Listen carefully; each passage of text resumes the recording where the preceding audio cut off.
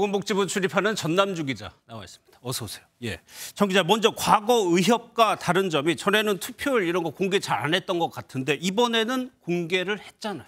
네, 그렇습니다. 대한의사협회는 내일 있을 기자회견 시점을 투표가 진행 중인 어제 오전 11시쯤에 확정 발표했습니다. MBN 취재진에게 일요일에 취재 오시느냐 아니면 또 현장 중계도 계획이 있느냐 등을 사전에 물었습니다. 의협이 공식 발표하는 과정에서 그 언론 보도에 상당히 신경을 쓰는 분위기였고요. 높은 투표율에 고무된 자신감의 표현으로 읽힙니다.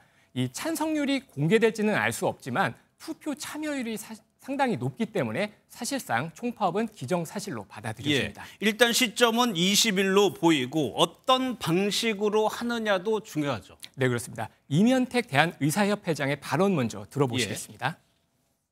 6월부터 본격적으로 의료농단에 대한 큰 싸움을 시작합니다. 교수님들께서도 기꺼이 동의해 주셨습니다.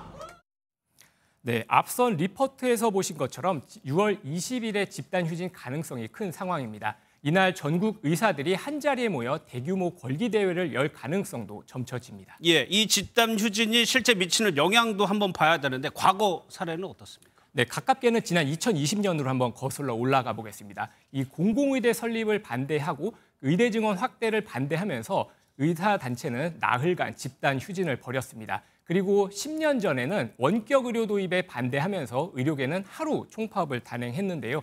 이번에는 단 하루에 끝낼지 아니면 과거보다 더 길게 이뤄질지가 관건인데 투쟁 강도는 더 높을 것으로 예상됩니다. 예, 그걸 좌우하는 게 이제 동력이라고 볼 수가 있는데 현재 상황은 좀 어때요? 네, 집단 행동에 대한 투표율이나 찬성률은 실제 병원 문을 닫고 휴진에 들어가는 참여율과는 구분해서 볼 필요가 있습니다. 이 과거에도 집단 휴진을 선언했지만 동네 병의원, 개원이들의 실제 참여율은 10%를 넘지 못했습니다.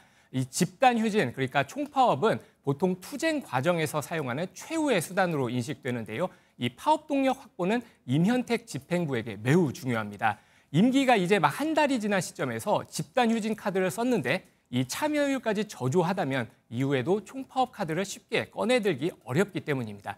그래서 단축 진료나 토요일 휴무 등의 카드를 꺼내들 가능성이 있으면서 장기전에 대비할 방안을 제시할 것으로 보입니다. 예, 정부도 대응을 하는데 한덕수 국무총리가 입장을 직접 발표해요. 네, 정부는 대한의사협회보다 30분 앞선 내일 오후 1시 반에 발표를 합니다.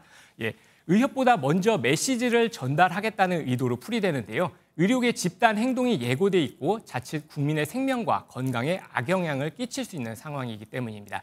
이 내일 자리에는 조규용 보건복지부 장관 그리고 이주호 교육부 장관도 동석하지만 총리가 직접 발표한다는 것은 사회적 분열과 갈등, 혼란이 예상될 때나 아니면 사태 해결과 통합으로 가기 위한 단계에서 나오는데요. 이 한 총리는 의료계를 향한 단체 행동 자제 촉구와 함께 집단 행동으로 초래될 국민의 피해 상황을 최소화하기 위한 정부의 대응 방침도 내놓을 것으로 보입니다. 알겠습니다. 잘 들었습니다. 전남주 기자였습니다.